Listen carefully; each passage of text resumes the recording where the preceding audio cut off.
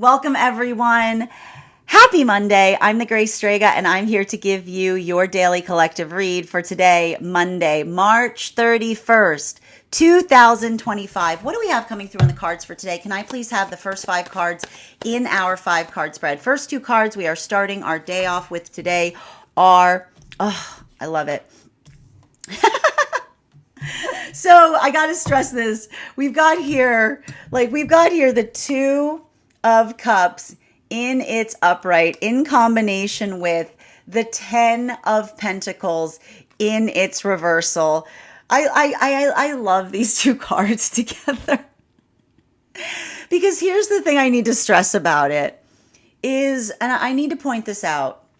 There's something really beautiful and harmonious that is happening right now for a lot of the energy that is coming together in union during this energetic period of time. And I need to stress this because what we effectively saw in the last energetic cycle, and I just want to clarify. So when I talk about the last energetic cycle, I am speaking specifically towards the quarter wherein we experienced a Mars retrograde, where there was like literally no Mars energy to be found.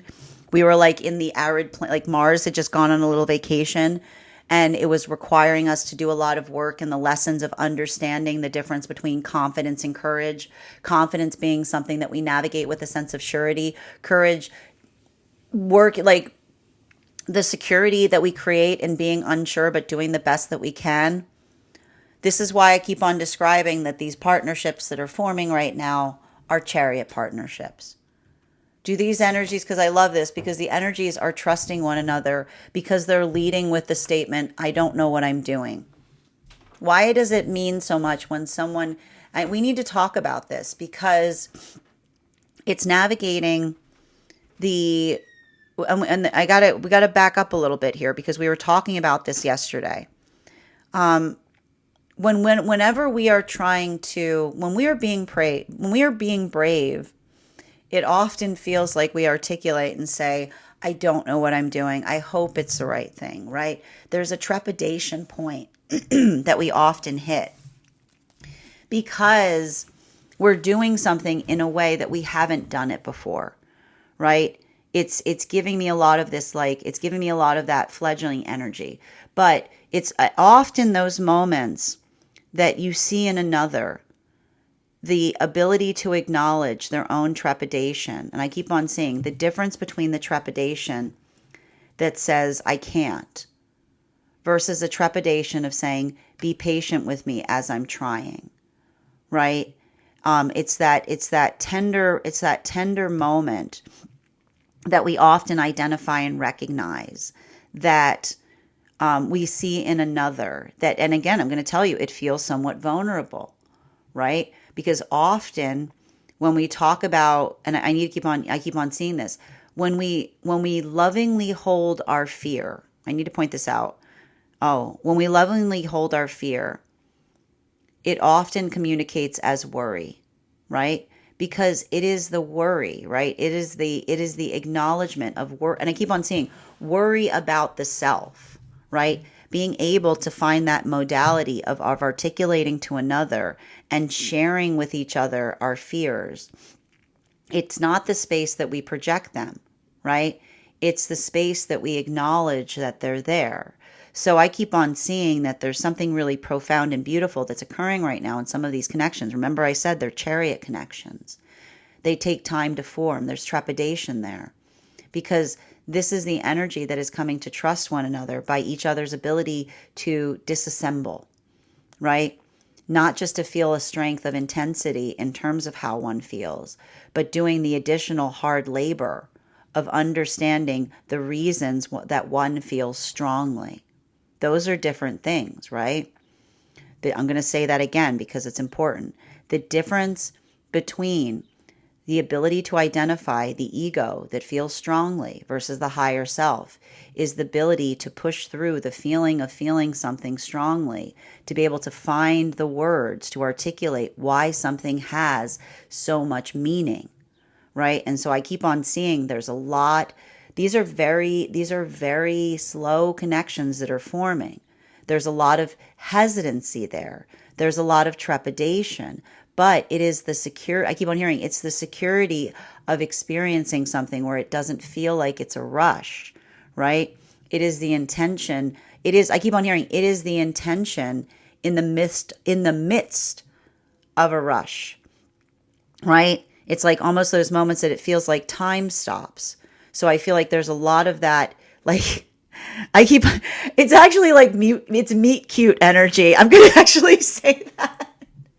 But again, it's also because, I mean, it's meet cute energy because I'm just going to say it again. We've got Neptune, Mercury, and Venus all tripping over themselves in like crossing from Pisces into Aries, right?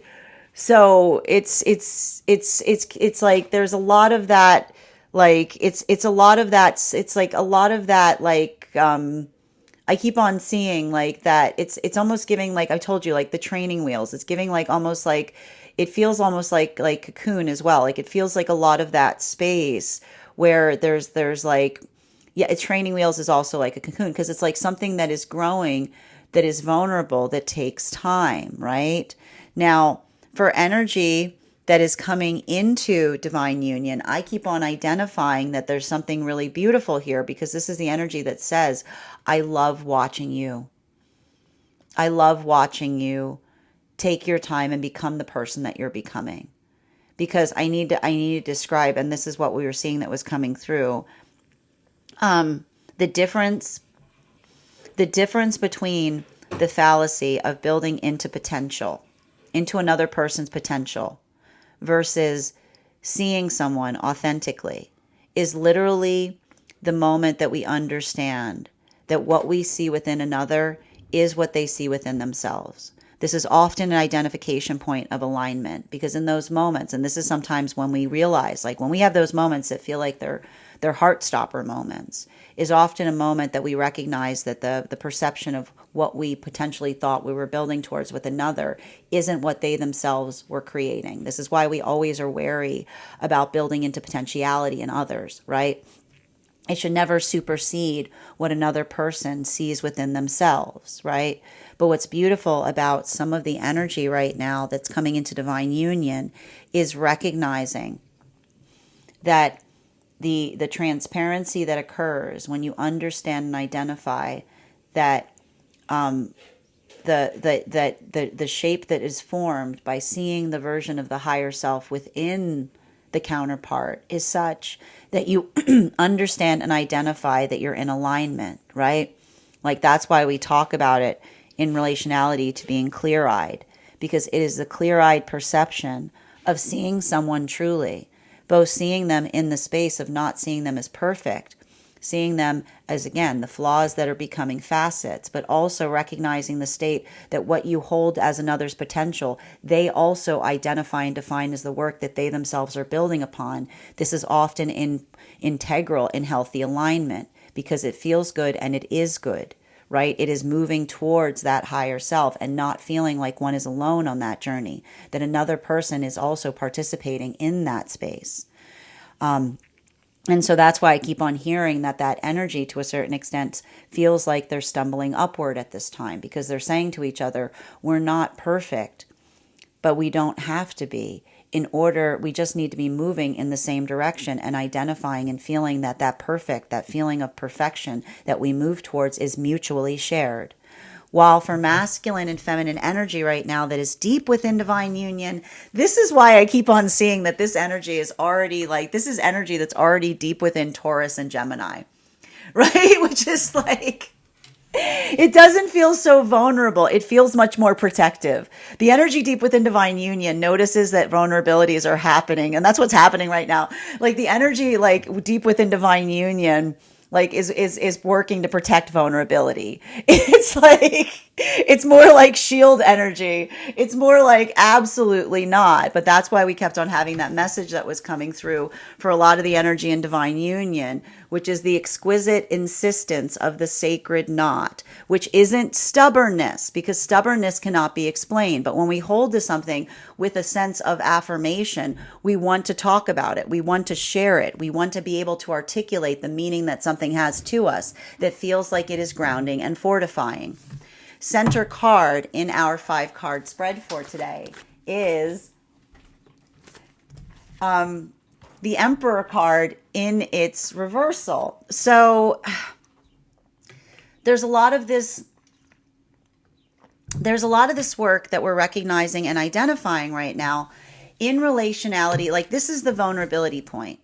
And I gotta tell you right now, this is going to be having a different impact on masculine and feminine energy. Bearing in mind, this is not based on gender, but what one feels most aligned to. For a lot of this energy right now, like, here's the thing with like masculine energy right now, there's something really, I want to say, I keep on hearing, and this is happening across all of the frequencies. There's something about the beauty of redefinition that's happening here, right? And because I just keep on seeing that there's a level or degree of emotional intelligence, that energy within, like here's the thing about it. Like, one of the major hallmarks that we identify when we're on a good journey of the self is understanding that everything that we receive is a gift. And this is what I keep on seeing, because I just keep on seeing that there's a lot of this work that's happening right now in relationality to masculine that has to do with inhabiting the space of honoring feelings.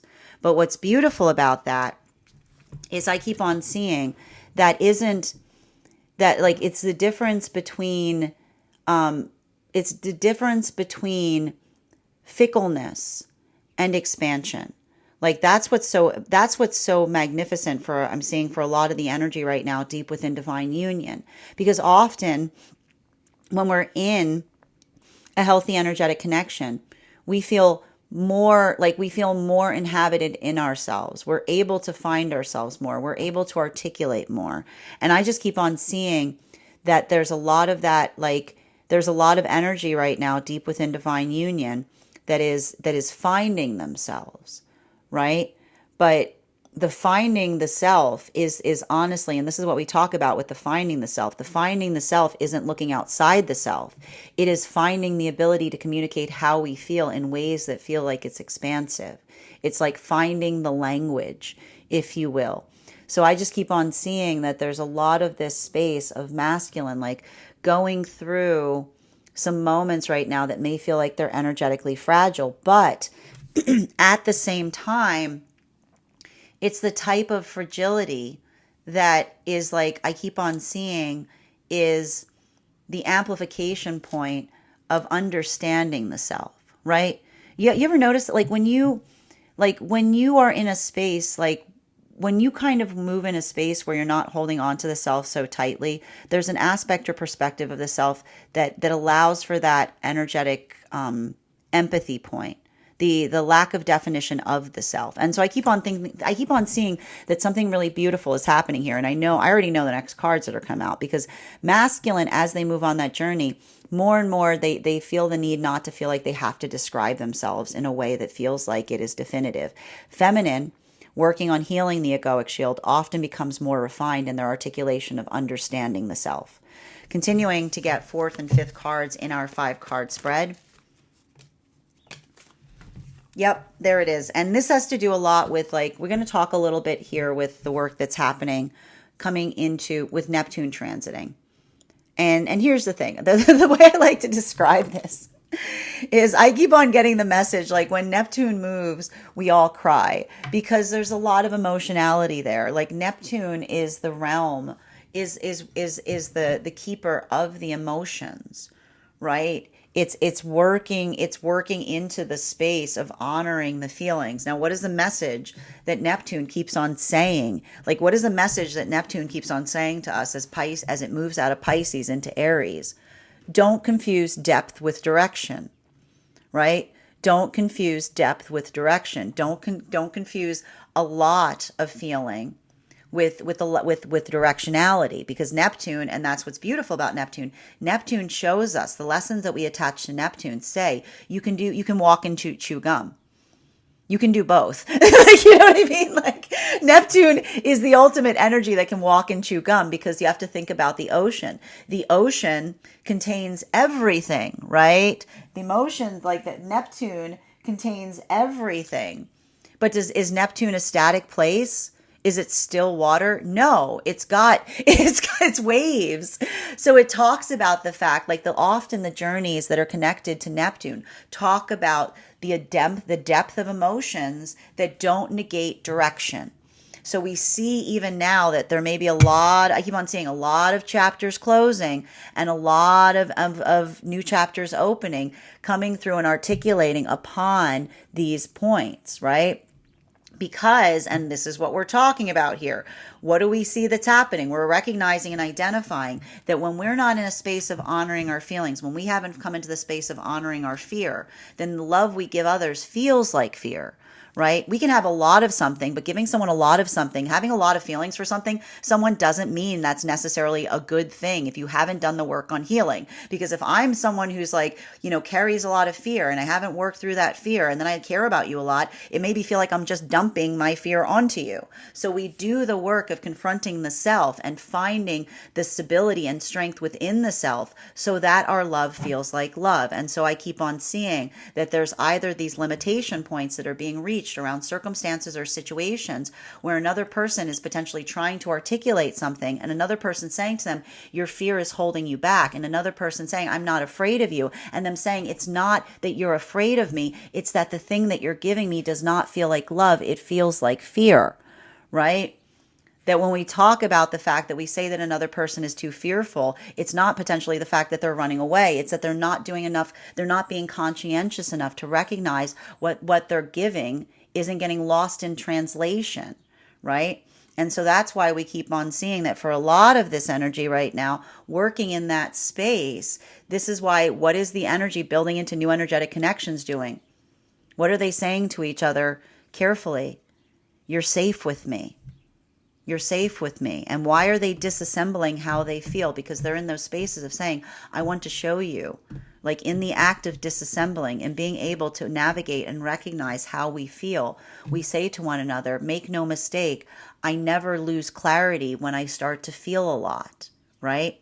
Continuing to get clarification between our Two of Cups in combination with our Ten of Pentacles in its reversal. Can I get one card to clarify, please? Clarification coming through right now with the Five of Cups in its upright. Now, here's the thing. If you're feeling morose right now, if you're feeling somber, if you're feeling like energetically heavy, I just want to take a moment to remind you, okay, that we are coming out that we are coming out of a raging eclipse cycle.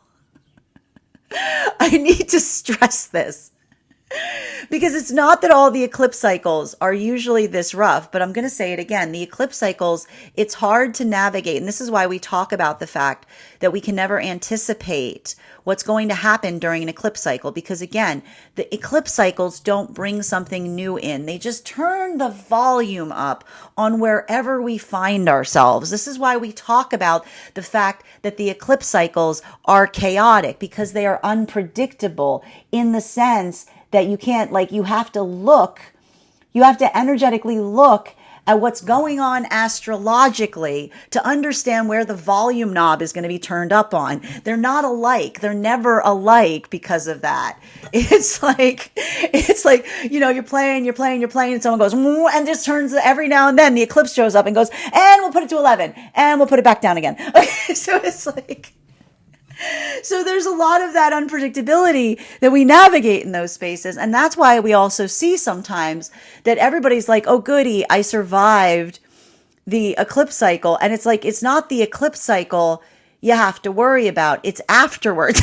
It's like, sometimes we feel worse after the eclipse cycles. So just don't, like, remember that. Continue to navigate much like we're still in the eclipse cycle, okay? Because sometimes, like, the come down, it's like it's working through a lot of the same stuff to a certain extent. So just be gentle with yourself right now. And again, if you have to prioritize self-care right now, that's good. Like honestly, what like we don't need to worry sometimes about having to do incredible things during eclipse cycles. Sometimes just like being able to stay like this, like working through Libra lessons, working through like the ability, or Taurus lessons, like being able to kind of be able to maintain consistency, at a time when everything is like, "Wah!" Like that is great. Like don't get too hard on yourself. Continuing to get clarification between, and this is what I told you guys about, between our 10 of Pentacles in its reversal in combination with our Emperor in its reversal. Can I get one card to clarify, please? Clarification coming through with the Page of Cups. Now, I need to kind of, like, we got to walk through this to a certain extent, because again, we are currently going through a circumstance or situation. And this is why, and that's the thing about it. I do not want you to be like, oh, good, like the eclipse is over, like back to scheduled programming. No. Okay. Because like we've still got we've still got the same stuff going on. It's just the volume is coming back down again. Okay, we've still got the Mercury retrograde, and we've still got the Venus retrograde to contend with. Okay, so that's why I'm saying, like, just continue. Like, I'm going to say the same exact things that I was saying during the eclipse cycle. I don't want you taking anything personally right now. I don't want you taking anything personally, because what often, like, with Neptune and Venus, both in retrograde, it is very easy to misread situations, especially if you're focusing too much on the self, right?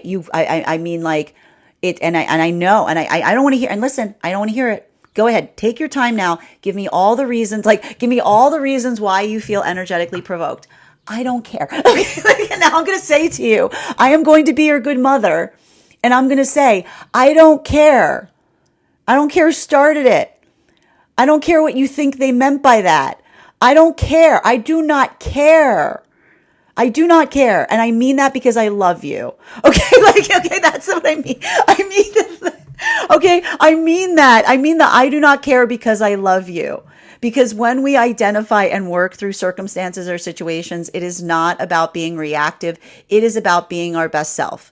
So again, if you want to take this time right now, let this be like, look, maybe everybody else is doing like, okay, let's all do like a meditation. No, you give it to me right now. You just tell me all the reasons, be like, they go ahead. Just like, let me have it. Like, give it all up, get it out of your system, continue back to normal. Okay. Okay. Be your highest self right now. Be your highest self.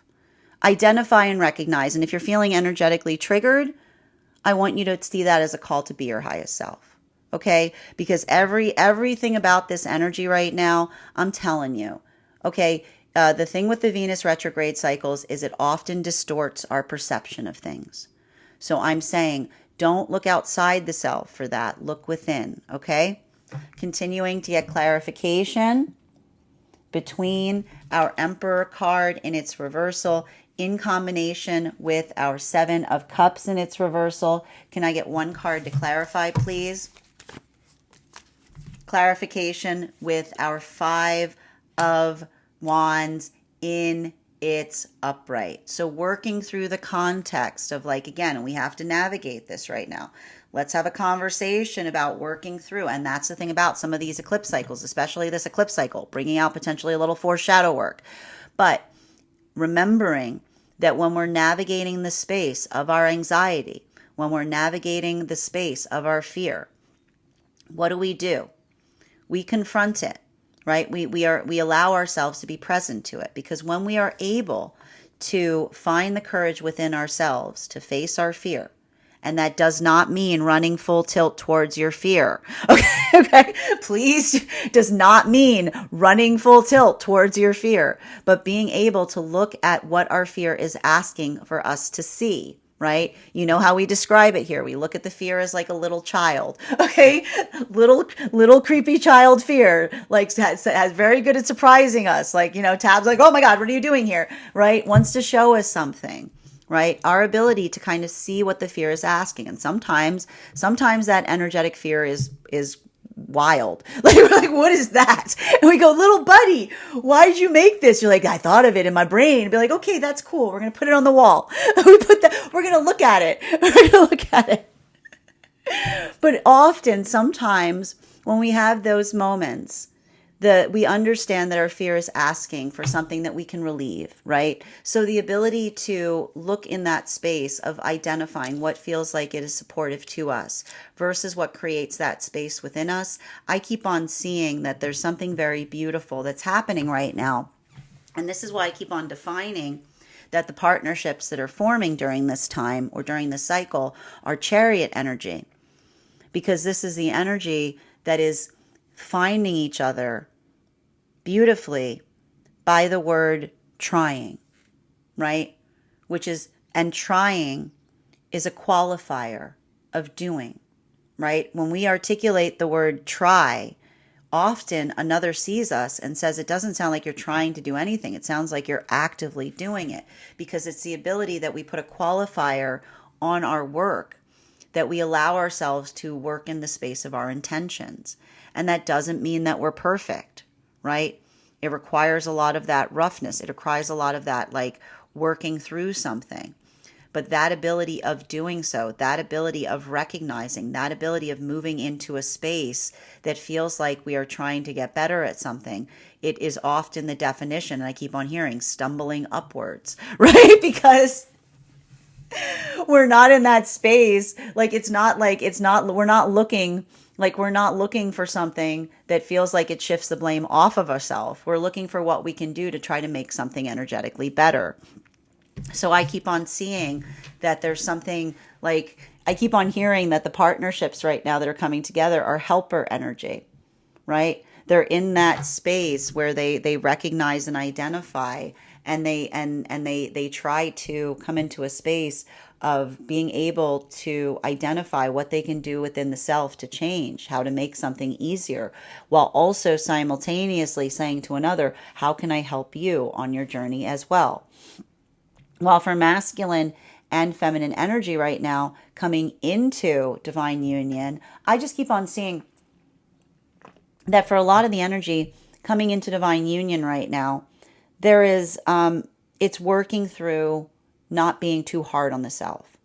It's working through those spaces or places wherein you identify and recognize where the work begins, right? And I keep on seeing, it's like, I keep on hearing, like, it's interesting because I feel like it's like for a lot of the energy coming into divine union, it feels like they've recognized something from the past that's given them a new assignment. Okay, it's like looking back on the past, seeing something in a different way, feeling very lucid and present in the moment, but then building into a new energetic assignment, right? But that's the assignment of the self. It's like answering that higher call, if you will. Now, for masculine, and that's the energy that's like, again, it feels like it's like it's often like it's no time. It's like it's a lot of that tirelessness, because I almost see that that's the energy that, like, has that pad of consolation in terms of how far they've come, but also feeling that sense in terms of how far they're going, right? There's a lot of that energy that articulates and says, and like, why do they love the counterpart? Because these are the counterparts that see the work it takes to navigate that journey. While for masculine and feminine energy, deep within divine union right now, a lot of this energy deep within divine union, focusing and doing that work, recognizing and identifying. This is the energy I keep on seeing is already deep within Taurus and Gemini cycles, because this is the energy that, again, I keep on hearing, the exquisite insistence of the sacred knot. Right? The moment that we articulate and define what is important to us is often stated in the space of identifying and articulating what we're not energetically comfortable with.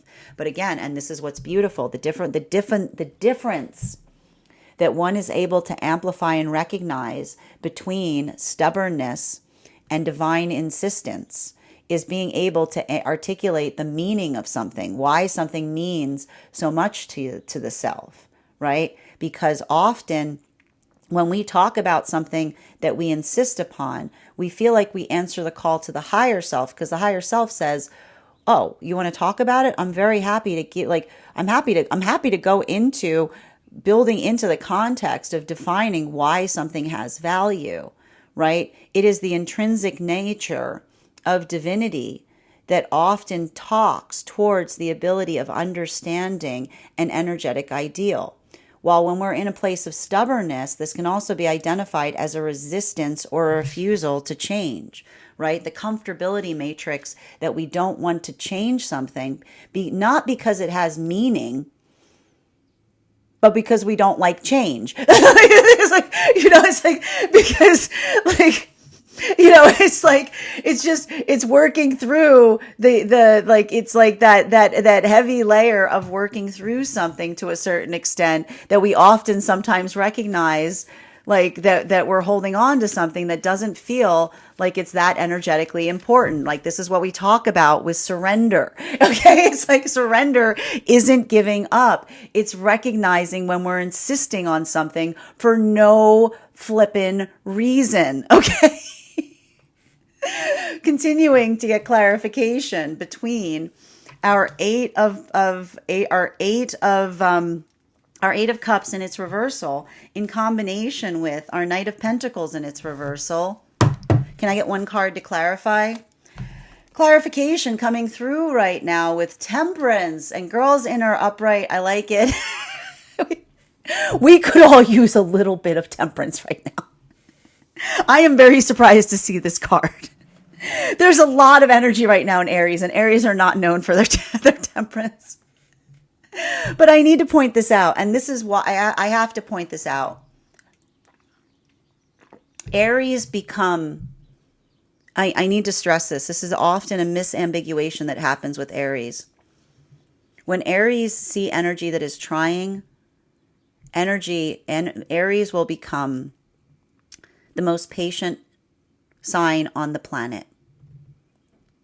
Aries are defined, right? Aries are energies that are based upon holding lines, energies that are based upon identifying where the work begins. And there's a difference. And that's why we see that this is often why Aries lose patience with things when they feel like they've reached a stagnation point. Aries are not impatient. Aries recognize stagnation and they can't tolerate it. So that's why I see that this is why we see that there's a lot of this work that's occurring right now, particularly with all of this sign work moving into Aries, because this is Aries that basically says, don't confuse it. It's not that Aries are not patient. It's that Aries are constantly seeking progress, right? Progress with the self, right? It doesn't have to be a mile. It has to be an inch, right? It's like, a lot of the messages that we often get with sign work that's in Aries is remembering that, the journey of 1,000 miles begins with a single step. That, the way a glacier moves across, over mountains is often an inch and then back 3 degrees, right? It's the ability of identifying and feeling give it again, like, you have to think about Aries like ignition energy. And what is an ignition point say? Do it again. Try it again. Yeah, a little bit more this time. You know what I mean? Like, it's working through what it takes to move something. So I keep on seeing that's what's beautiful about this. And this is what we're seeing across all the frequencies is a little bit of the gift that is happening coming out of this eclipse cycle is feeling a little bit of an easement point as it relates to giving oneself the patience of understanding, like trying, of understanding what that pathwork is, right? So I gotta say, it's a little bit difficult because it's like, It's like force of effort and patience, right? It's understanding what it's going to take to get somewhere. And what's beautiful is like that's the difference. And again, for energy and separation, I'm seeing that these messages, like these lessons, are vital and important because I keep on hearing it's the difference in identifying what feels like it's going nowhere versus what it's going to take to get there. Right? The conversations that the reason why these are chariot partnerships is everything is being determined as to what it's going to take to get there. So as long as those conversations are occurring there, it's like, this is why the energy says it doesn't have to be like, it doesn't have to be like it doesn't have to be a massive movement. It just has to be like it's that ability of understanding where that work is, what it is. This is the energy that is defining their own ability in recognizing the adaptability that we take to make something happen, right? Now, for masculine and feminine energy, that's happening across all the sign work, right? Continuing to get clarification between our Five of Cups in its upright in combination with our Page of Cups. Can I please get one card to clarify? Clarification coming through right now with our Page of Pentacles. So let's talk a little about this. This is why I was really, really, really, really stressing not to take things personally during eclipse cycles, right? We talked a lot about defensiveness, right? We talked a lot about defensiveness in yesterday's read. And I'm going to use a word again. And I'm going to preface this word because it's a word that keeps on coming towards me. And I want you to understand when I use this word, I'm not using it in the vernacular of an insult.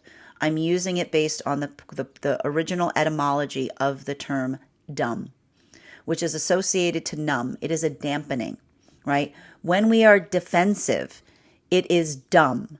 Now, why? Okay, now do not get triggered by that. Listen to what I'm saying when I say defensiveness is dumb. Because when we get defensive, we dampen. We become resistant to changing. We say, I didn't have anything to do with it, right? You know what I mean? That's the thing that's why defensiveness is dumb. Okay, do you understand? I'm not saying that in an insulting way. I'm saying it is a resistance point in refusing to do something about something. So when we're defensive, all we do is we throw up our hands. When we're defensive, we say, I'm not engaging in that. I can't do anything about it. It sometimes feels like a bit of woe is me, right? When we're defensive, it doesn't allow for any productivity. And often when we're overly focused on the self, when someone's trying to talk to us and we're so concentrated on being defensive, someone's trying to say to us, there's something we can do to fix this. And someone's going, there's nothing we can do. It sometimes feels like we want to tear our hair out because we're like talking towards a wall. And that's because defensiveness is dumb. It is a strategy. It is a standard that you say, I have nothing that I will not change. There's nothing I can do to change. There's nothing I can do to understand. When we are in a space where and again, we can even hear, and I got to stress this, we can hear things that we feel defensive about, and we can clarify. We can extend, we can heal, we can work to energetically resolve. That's that moment where we articulate our defensiveness, but then we don't get defensive. Do you understand? Like there's the difference, like the activeness of being able to engage in something to clarify, right?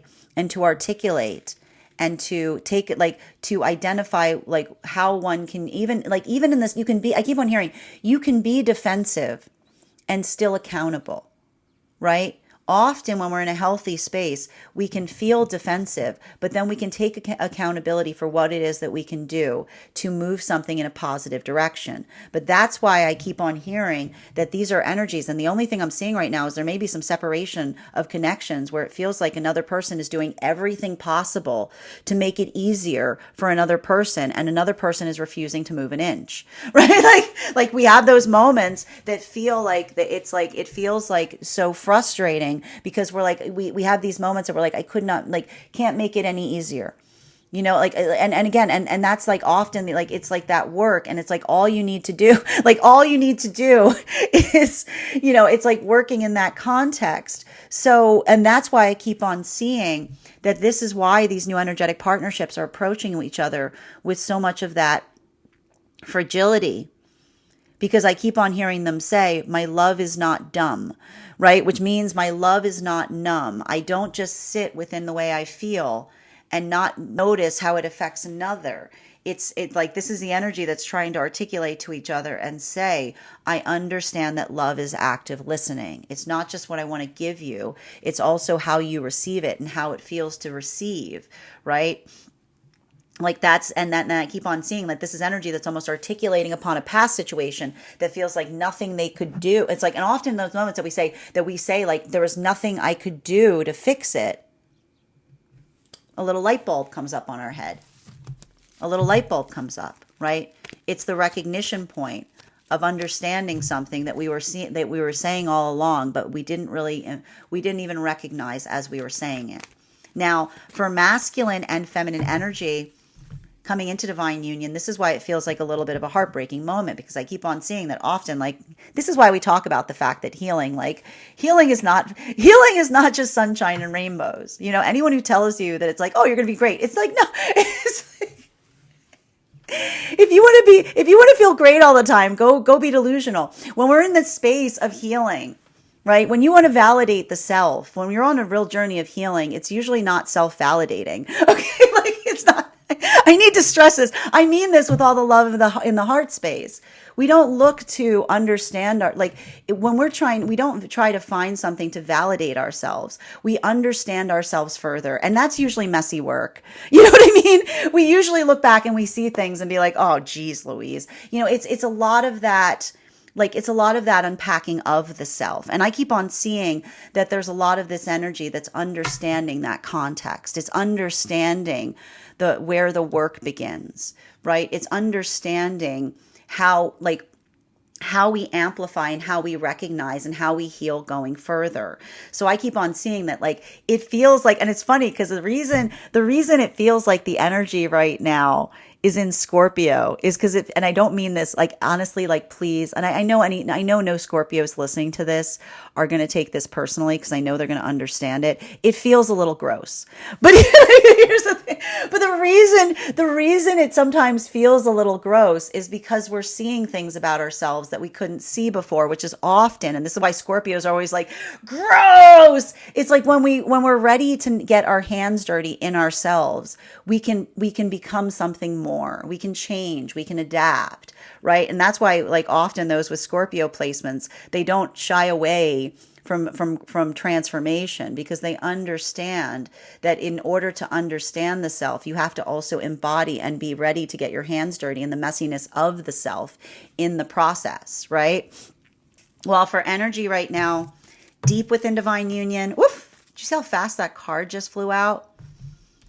I'm going to say it again. I just keep on hearing the same message.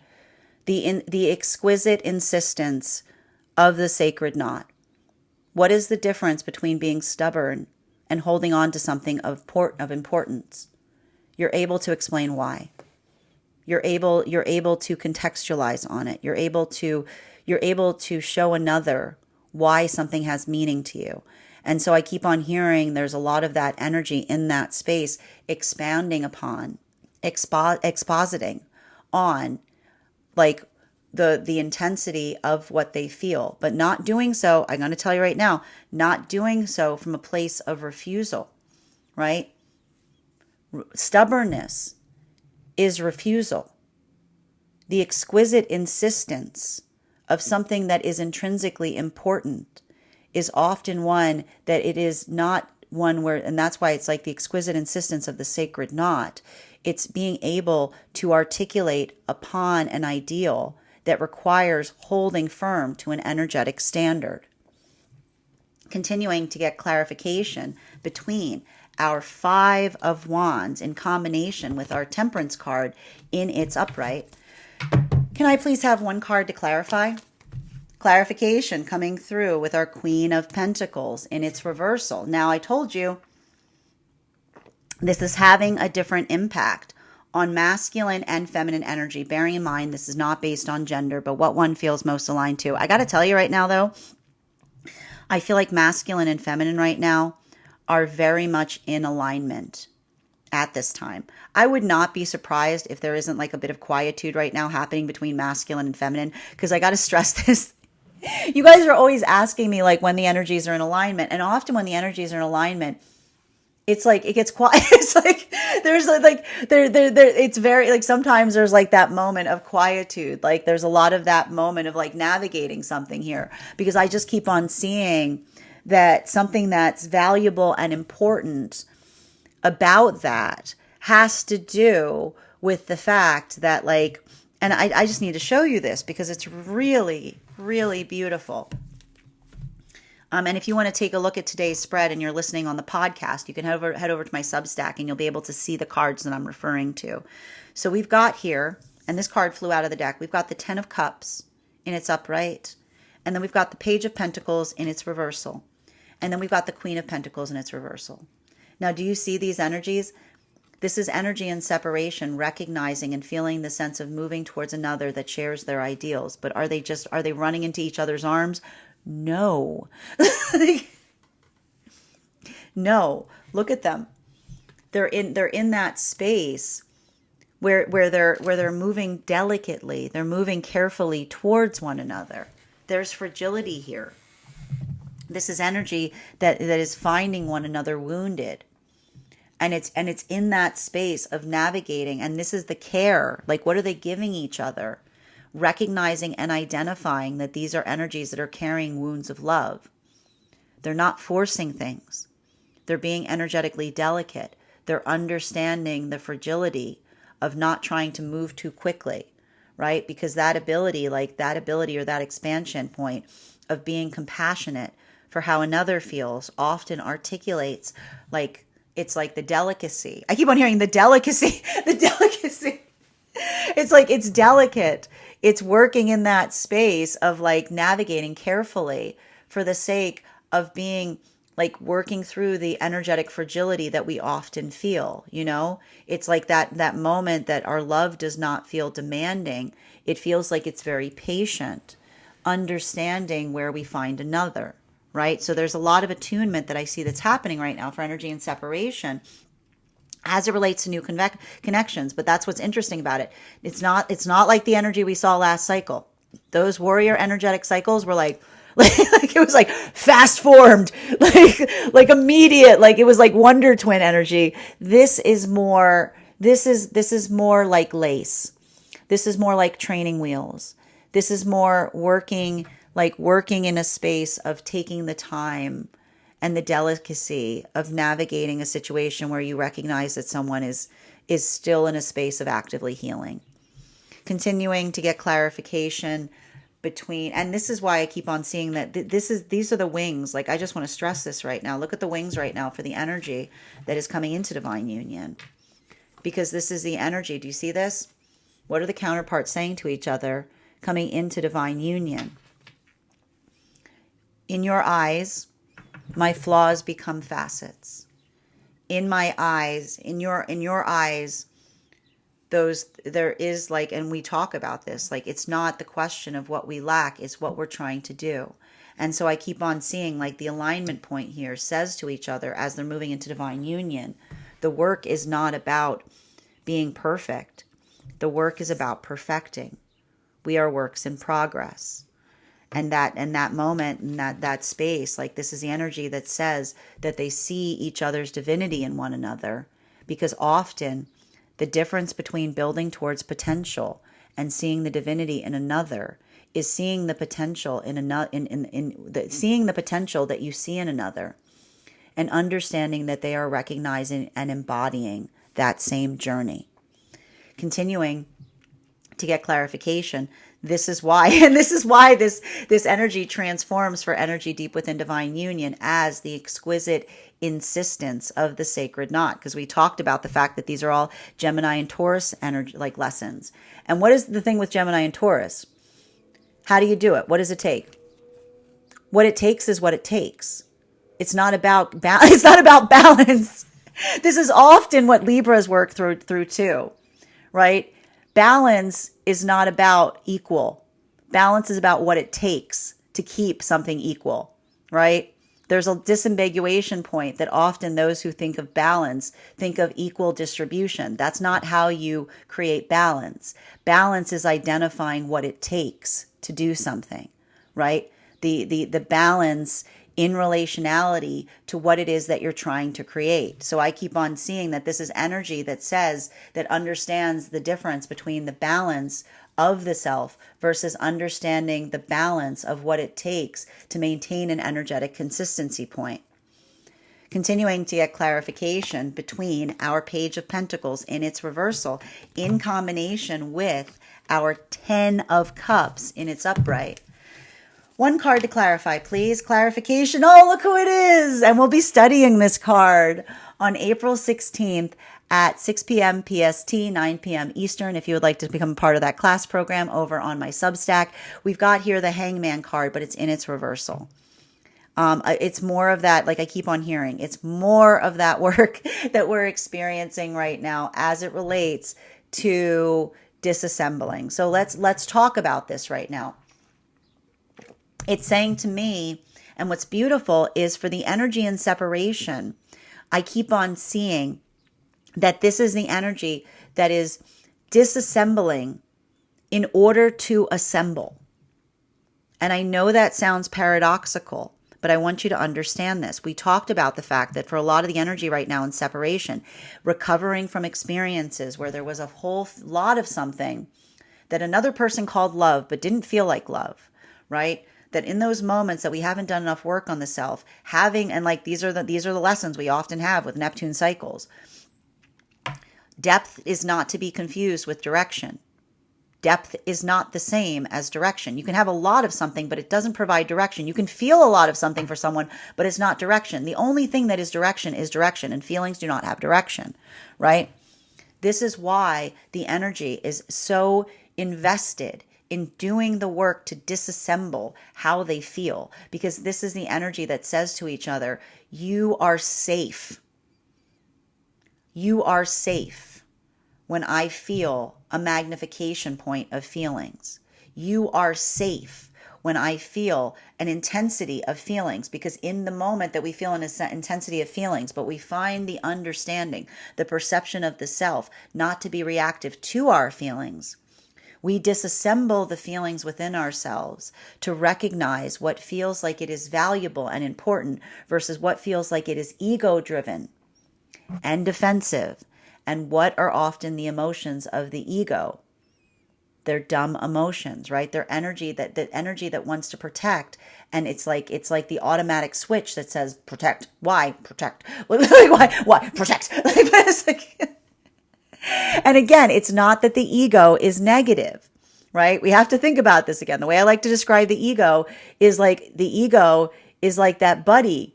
The ego is like that buddy who cares about us a lot, but sometimes they're too overprotective. Okay, sometimes that buddy is a little bit like, sometimes that buddy goes into overdrive, and when the ego's too big, we cannot see, right? When the ego's too big, we cannot see.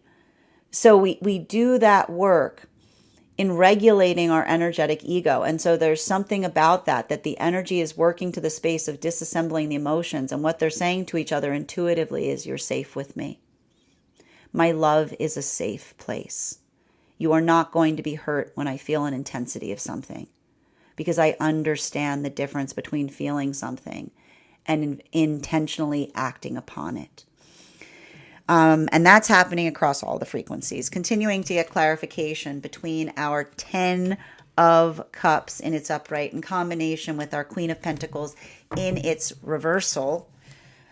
One card to clarify, please. We've got our 2 of Swords in its reversal. So there's a lot of this work that we're seeing here. As it relates, and this is, I got to keep on describing this right now, because this is exactly, if you're feeling if you're feeling really lucid right now, if you're going through some moments right now that feel like they're very lucid, I keep on describing this. So you have to just keep in mind Neptune's usually the back energy, right? Like Neptune is usually like the slow energy, like it's often dwelling in the place of memories. Okay. Mercury is the opposite. It is like the fast idea energy. It is the energy that just zips ahead, right? So what we got happening right now, okay? We got Mercury that's usually like, wee! Mercury's in retrograde. So Mercury is pulling back, okay? And then we've got Neptune that is usually behind, and Neptune is pushing into Aries. So it's creating a lot of, how do I describe this? Like, if you're having things slipping from your mind, if you're feeling like a little bit of that like slip and slide in relationality to being able to find things or where you put them, this could have something to do with it. Because I keep on hearing it's creating a lot of lucidity. It's creating a lot of that like lucid state, like how, you know what I mean? Like those moments that just like feel like you're like, oh, like, sorry, I don't know where I was for a sec. You know, it's giving me a lot of those, moments, because it's like sometimes moments where it's like the past may be feeling like it's rushing at you in a way that you're like, whoa, you're just like a memory. I keep on being like a memory comes back. You know what I mean? You're like, whoa, what was that? Versus all like coming into a space of like having an insight upon the past is what I'm seeing. I'm telling you, it's Renaissance energy.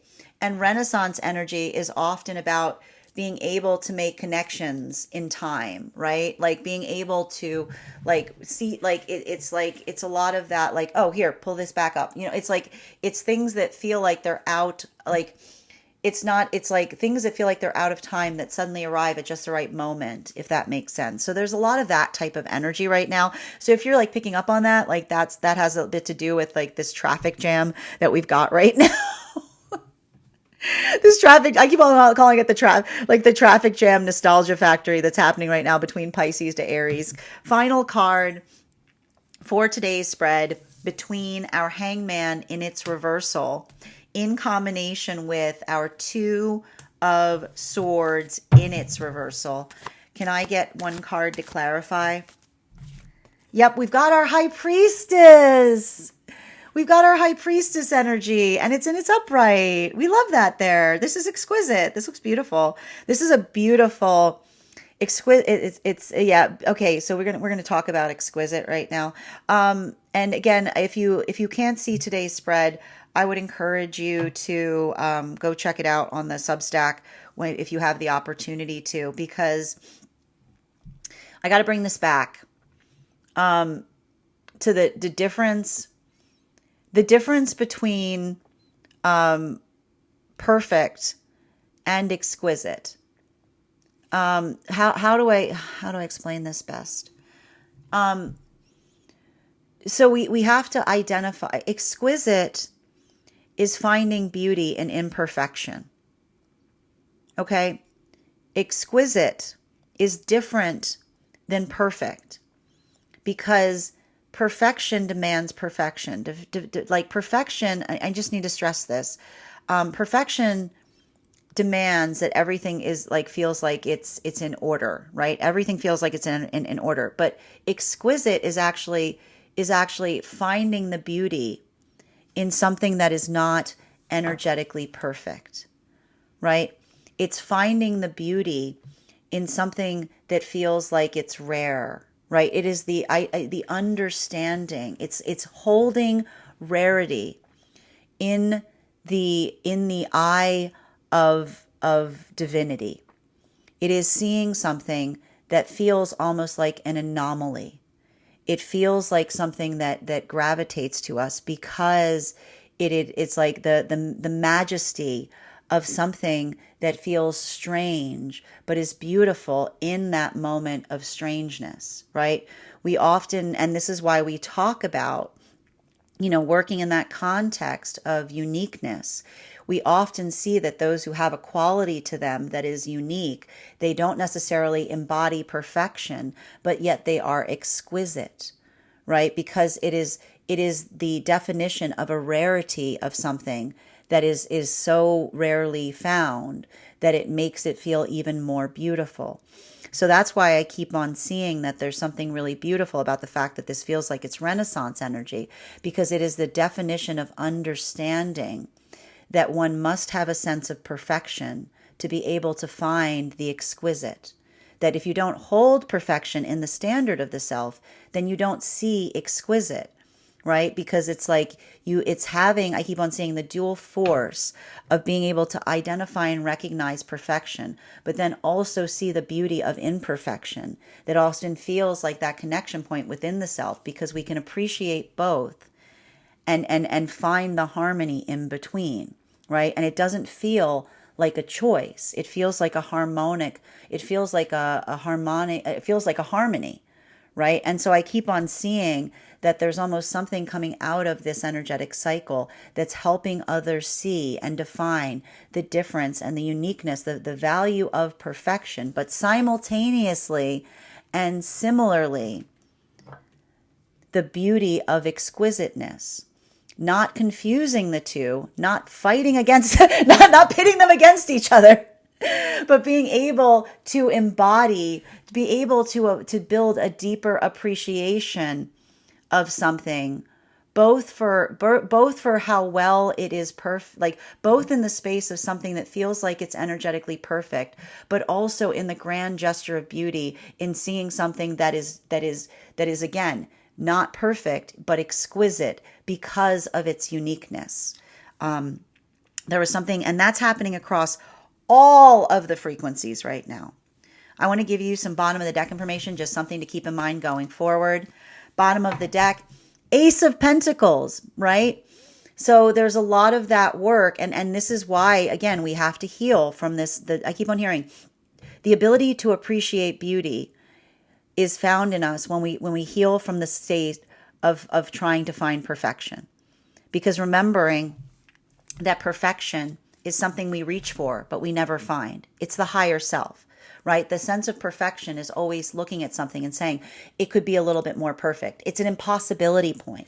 You can never reach perfect. It's a Zeno's paradox. The closer you get to it, the further it is, because you can always perfect something. But we don't need to be perfect. We can be exquisite. We don't need to find perfection, because as we reach for perfection and we fail to find it, we reach exquisite. So there's a lot of this work in terms of navigating and identifying this. And this is why I keep on seeing the reason that this is chariot energy is these are a lot of these energies that are coming together in partnerships right now and saying, I'm not looking for the perfect partner. I'm looking for the exquisite partner. I'm not looking for someone I demand things from. I'm looking for someone I build with. I'm not looking for someone to fix me. I'm looking for someone to fix things with. So that ability of doing so, this isn't the energy that's trying to find perfect. This is the energy that's trying to find someone to perfect with. While for masculine and feminine coming into divine union, this is why they're very heavy in Scorpio right now, because a lot of this energy coming into divine union right now says, in your eyes, I am perfected. In your eyes, I see my highest self. And that isn't the energy. And this is the energy that's healed enough. And sometimes we have those moments, right? Sometimes nothing's more tragic than when we deny the divinity that another sees within us. Right? And there's a lot of that energy that may be coming into those spaces of looking back into context where they may have recognized that someone saw a divinity within them that they weren't ready to embody. But this is the energy that, again, works through the tragedy and the joy of navigating circumstances or situations where we find someone that through their love, we are able to see our higher self clearly. And that is the work that we often maintain in alignment, because it doesn't feel like we're building towards potential. Because it is the potential that another person embraces. It's not feeling like someone's wrong. It feels like someone that sees what we are trying to achieve and finds us beautiful in that reach. While for masculine and feminine coming into divine union, deep within divine union right now, this is why I keep on seeing that a lot of that energy keeps on working. I keep on hearing the same thing, Taurus into Gemini. What is the Taurus into Gemini message? The exquisite insistence of the sacred knot, right? Which is articulating upon the difference, working through situations and circumstances and saying to someone, what you're finding from me isn't stubbornness, right? It isn't a refusal to grow. But sometimes when we hold firm on something, we want to articulate on it. We want to expound upon it. We want to share because we say it's not stubbornness. Because what do we say here? Stubbornness is dumb. Stubbornness is dumb, not in an insulting way. It means it's a dampener. It's trying to remove an ability of having to do something. The exquisite insistence that we feel in terms of something that we hold dearly to says, I'm happy to walk you through it. It's an ideal. We have to hold on to it, right? Like no matter what, right? But it's also that space that the higher self is like, I'll tell you why it's important.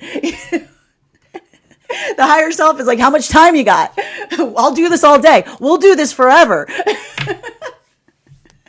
That is our daily collective read for today. I want to thank you guys so much for being here to receive it. Just a reminder, if you would like to book a private reading with me, you can do so on my website. Please keep in mind if you book a reading with me, it is a 2-step process. You have to book the reading, you have to pay for the reading. Please make sure you do both if you'd like to have that reading. Most importantly, please remember that I will never, ever, ever, ever, ever, ever, ever reach out to you for a private reading. I will never DM you.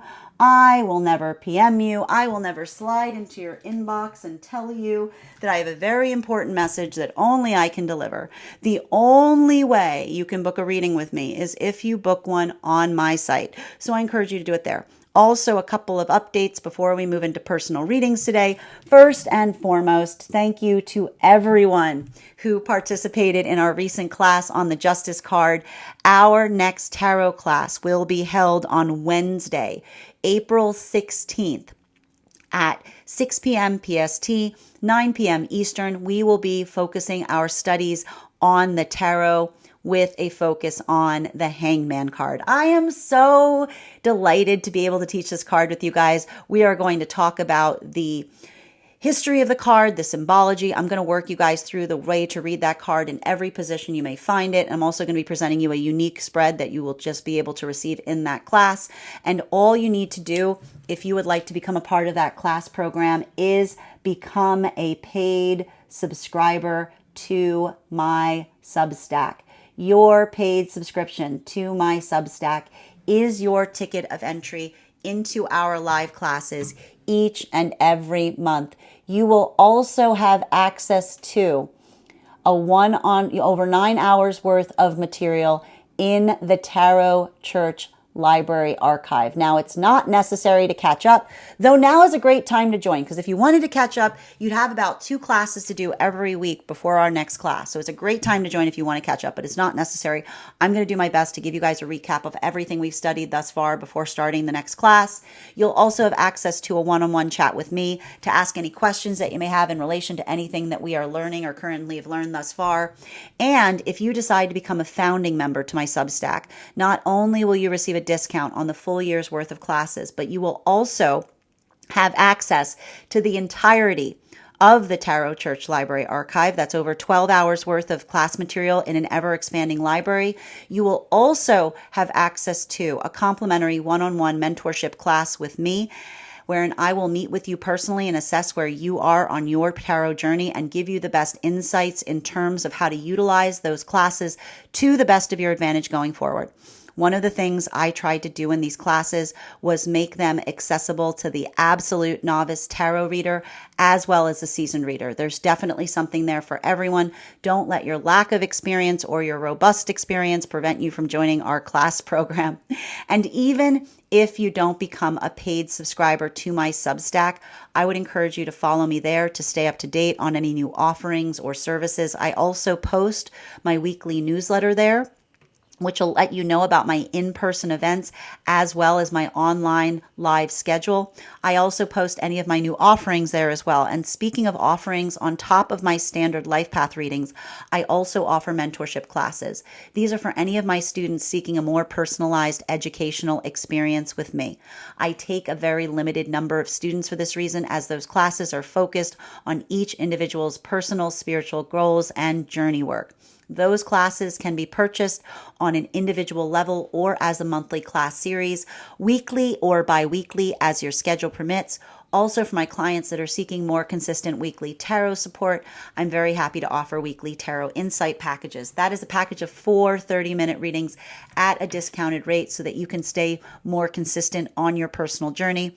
I'm also very happy to offer dream interpretation readings. These can be purchased on an individual level or as a package. I do ask, if you purchase the package, that you make sure to keep a dream journal, as we will meet weekly or bi-weekly with that journal, and I will utilize the tarot to understand the key themes and messages coming through to you in the dream space. I want to thank you guys so much for being here today and sharing in these messages, and we will do this again